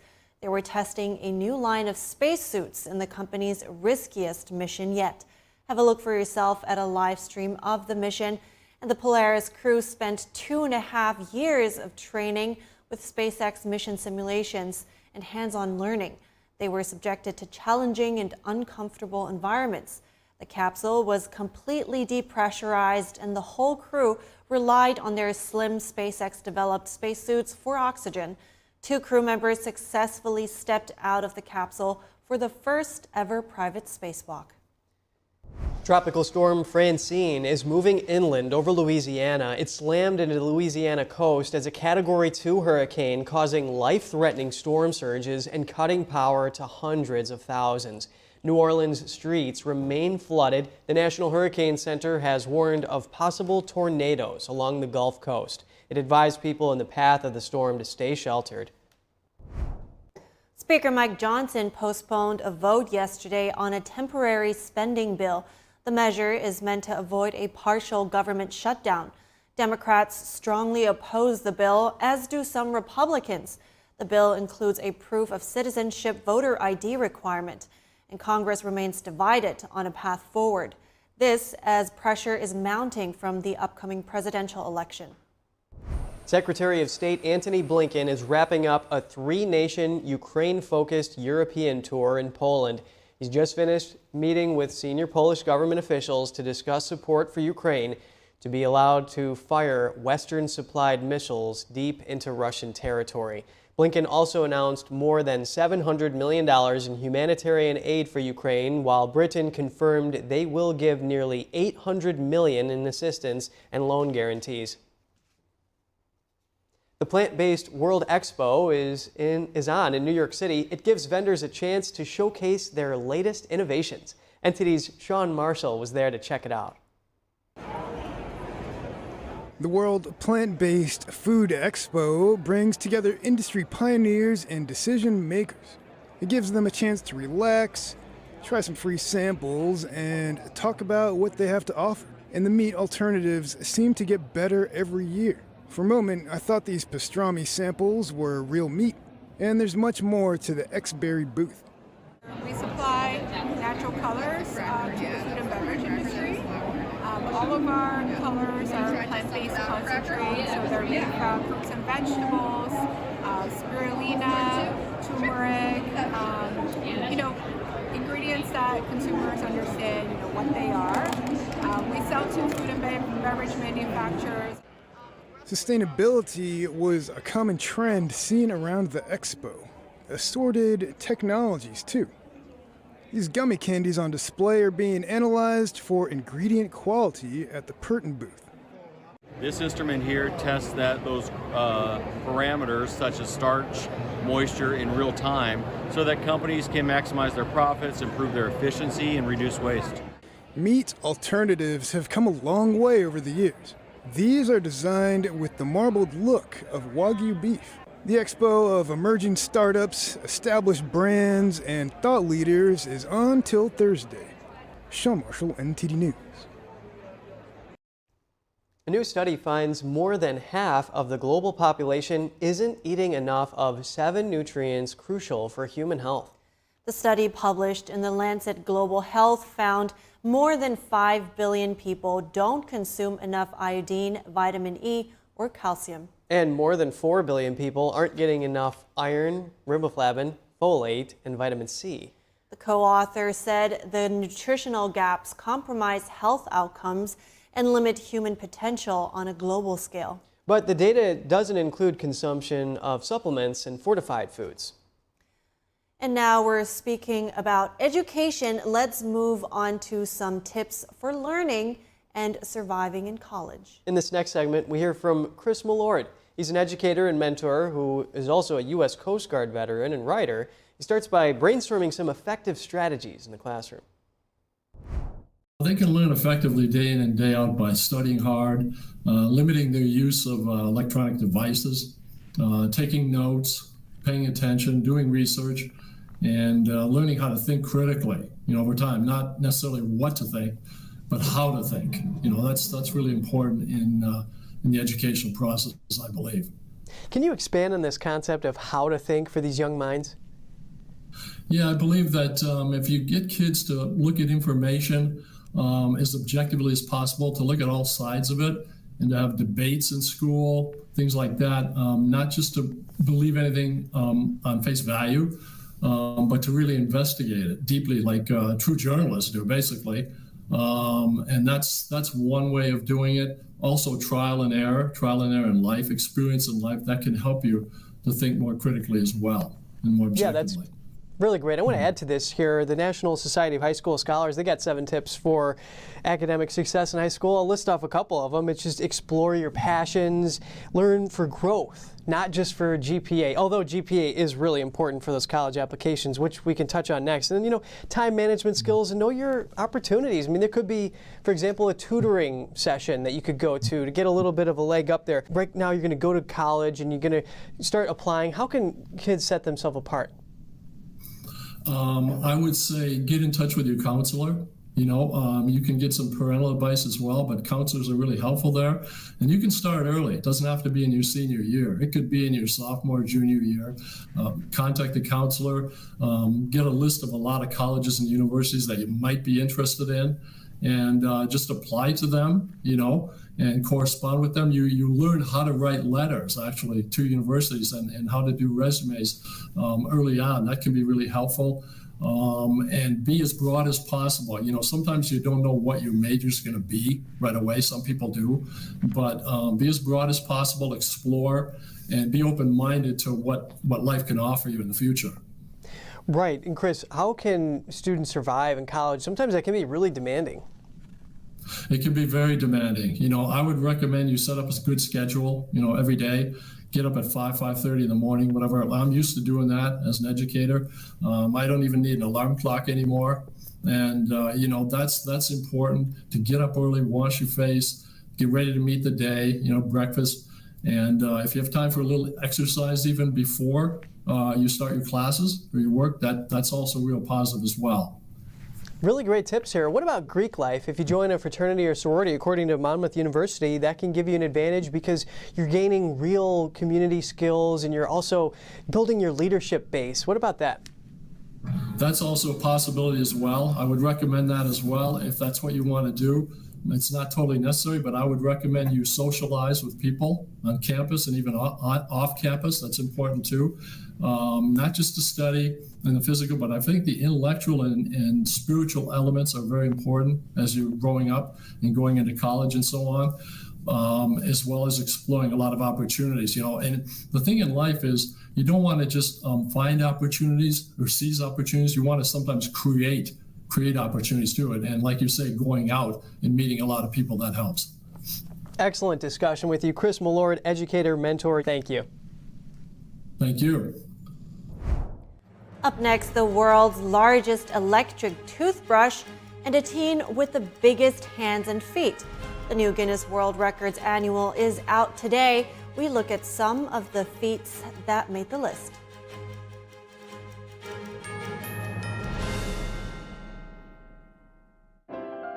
The 7th NTD International Piano Competition will take place at the Kaufman Music Center in New York City. Pianists from around the world will come together to revive the great piano masterpieces. Join us on this uplifting journey. The semifinals, finals, and the winner's concert will be open to audiences and live streamed from October 17th to the 19th. Get tickets now at 212-501-3330. Tangazo hili linahusu njaa.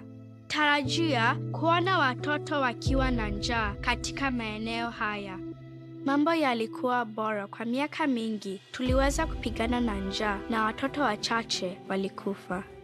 Lakini sasa mambo yamebadilika na kwa mabaya zaidi. Hii ni kwa sababu wakati huu ukame umeangamiza zaidi.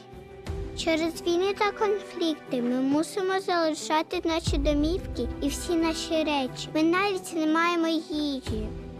Тому нам потрібна ваша допомога. Millions of children are fighting to survive due to inequality, conflict, poverty, and the climate crisis. Save the Children is working alongside communities to provide a better life for children. And there's a way you can help. Please call or go online to give just $10 a month. Only 33 cents a day. We urgently need 1,000 new monthly donors in the next 30 days to help the children we support around the world. You can help provide food, medicine, care, and protection, plus so much more that a child needs, by calling right now and giving just $10 a month. Ви можете допомогти голодуючим родинам вижити. All we need are 1,000 monthly donors in the next 30 days. Please call or go online now with your monthly gift of just $10. Thanks to generous government grants, every dollar you give can have up to 10 times the impact. And when you call with your credit card, we will send you this Save the Children tote bag as a thank you for your support. Toto kote duniani потребують вашої допомоги. Your small monthly donation of just $10 could be the reason a child in crisis survives. Please call or go online to givetosave.org to help save lives. Will radical lies determine your child's future, or will timeless truths? Fathom the Good equips children with wisdom against the world. Our homeschool curriculum teaches high schoolers to think critically. We provide primary texts, original content, reasoning tools, and mentoring videos to help them transform America. Teach your children to navigate the world's woke confusion. Teach them to fathom the good.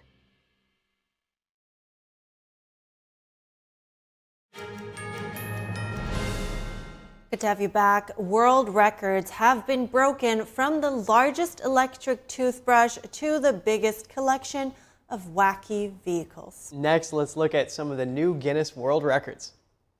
The 2025 edition of the Guinness Book of World Records includes over 2,000 achievements from around the world.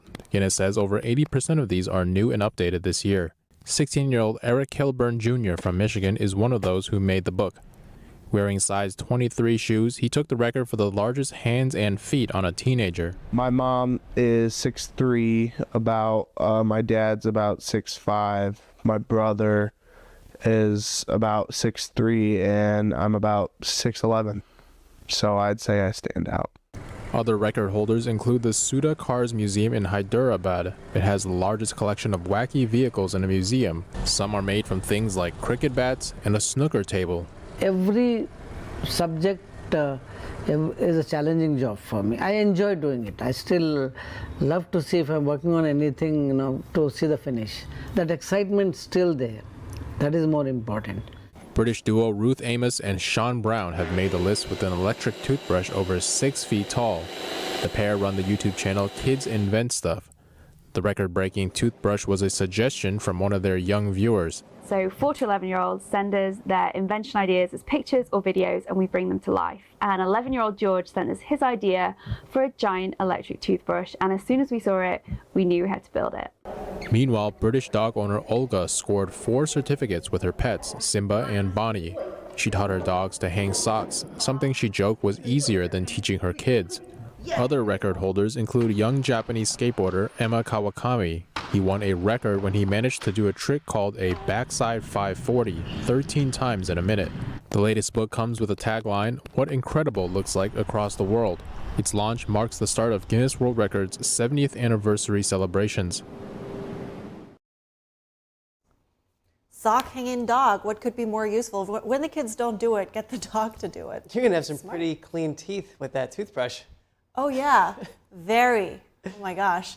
These are some really unique and very specific things, I have to say. Talk about some unique world records. Actually, there's an American, Indy Nelson. He stepped foot in every country, and he broke the record for the most airlines that he's been on. And he had to actually prove that he was not a spy. Because, I mean, he went into North Korea, and then he had to prove he wasn't a spy when he went to Russia and Iran. See, a lot of hard work goes into those. Yes. Gotta appreciate it. And now we bring you something a little unusual. A little bit. It's the 65th annual International Camel and Ostrich races held in the historic town of Virginia City, Nevada. Let's take a look.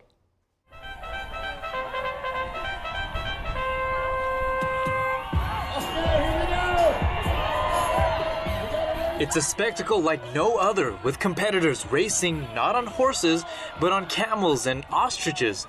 Yes, you heard that right. This beloved tradition dates back to more than 6 decades, but its origins are as wild as the event itself. Well, this whole thing started back in 1959 when a newspaper here in Virginia City, the Territorial Enterprise, wrote an article about a camel race that was held on C Street. It was a hoax. It wasn't true. But the San Francisco Chronicle picked it up as a true story and ran it. But not all fake things have to be bogus. This one was made real. Well, once they found out it was a hoax, they had to make it a true, and so they challenged the Territorial Enterprise to a camel race. That was held on C Street, and it's been ever since.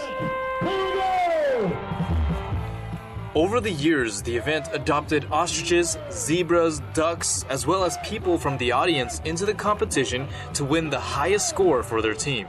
So we like the crowd interaction from section 1, 2, or 3 is how we split it up over the years. So we like to get the crowd in for some of the silly in-between race games and get the camaraderie and competition from the crowd itself versus just the racing.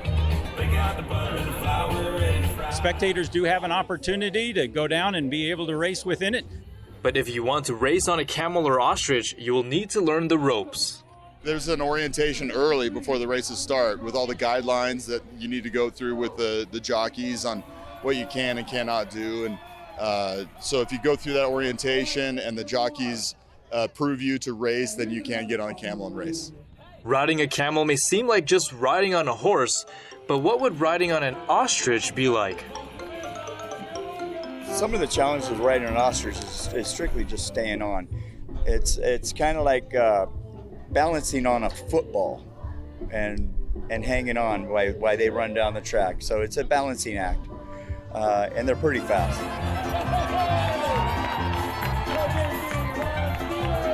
For a full-grown adult to race on an ostrich, there's a weight requirement. Ostriches, for a person, we like to keep the weight around about 150 pounds. And any more than that, we don't want to hurt the animals, And if you're not careful, you could even get bit by these big birds. Because they can turn real fast, thank you. See, they just grab you. It doesn't really hurt. And ostriches are the same way. Camels are safer to ride than an ostrich. You can even let your kid ride on them too. I was a little bit scared, and then I felt much better, and I was so slow, and I was bumping up and down of the feet. But many participants think the ostrich is more fun to ride. The ostriches, The yeah. ostriches. That was fun. They were super unpredictable, and you hold onto their neck, and it was good. It was fun. But to some others, the camels are better than the ostriches. The camels were interesting, just to watch them, yeah. I like birds too, but the camels were just a lot taller, a lot more exotic animal.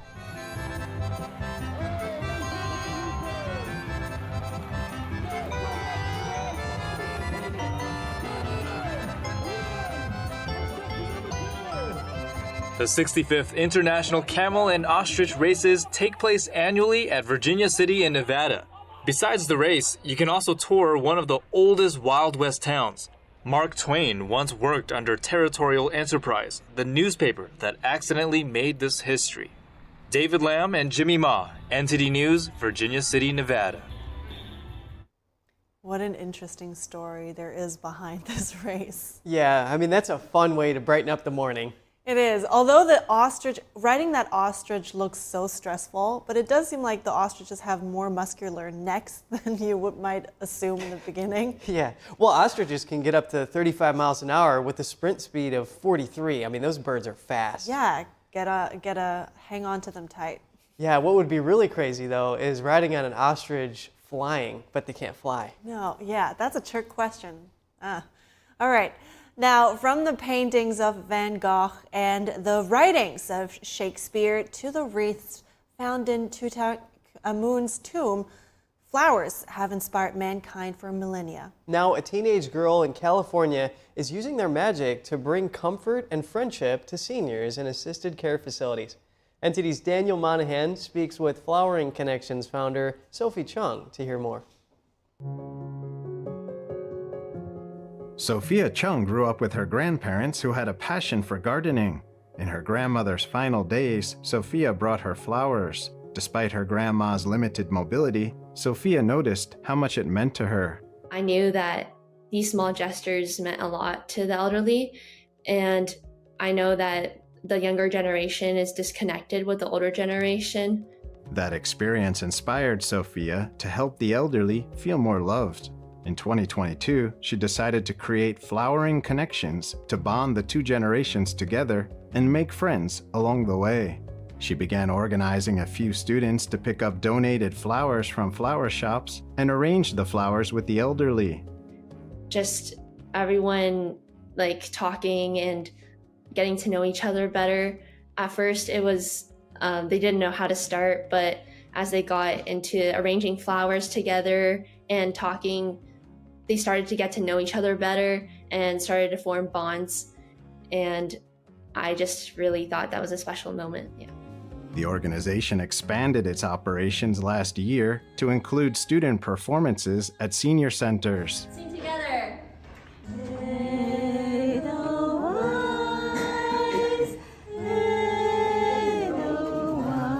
Some of the youth also play piano or play instruments while we arrange flowers. And afterwards, the arrangements go to the senior center and we place them around the senior center and give them to seniors. We also have different programs like performances, like Christmas performances, and we also write letters to the elderly too.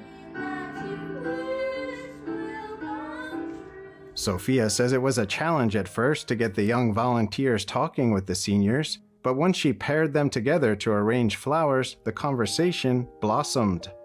Definitely, I feel like they always show gratitude after, but also just they feel a lot more happier and they feel like the whole community is kind of brightened up.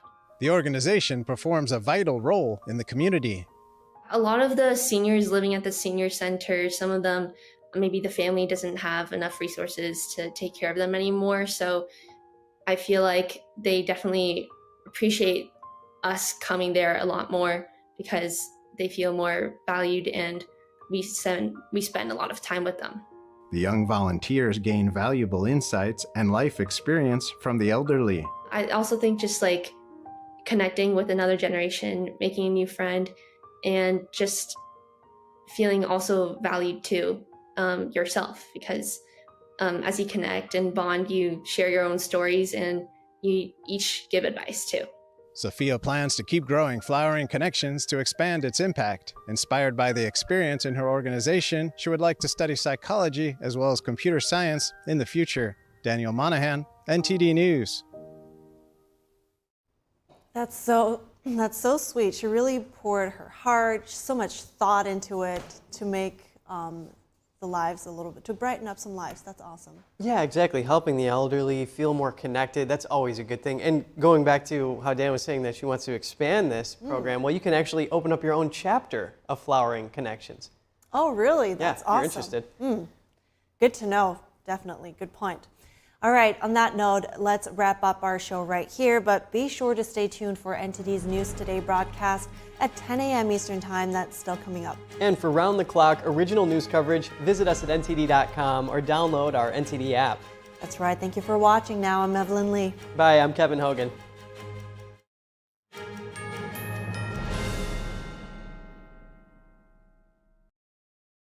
NTD Good Morning is brought to you by Native Path, your top trusted supplement brand on the path to healthy living. For 66% off plus free shipping, visit getnativepath.com/NTD.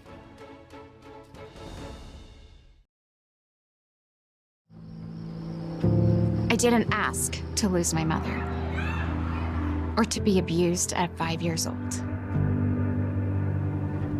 I didn't ask to be kicked out of my house with nowhere to go. I didn't ask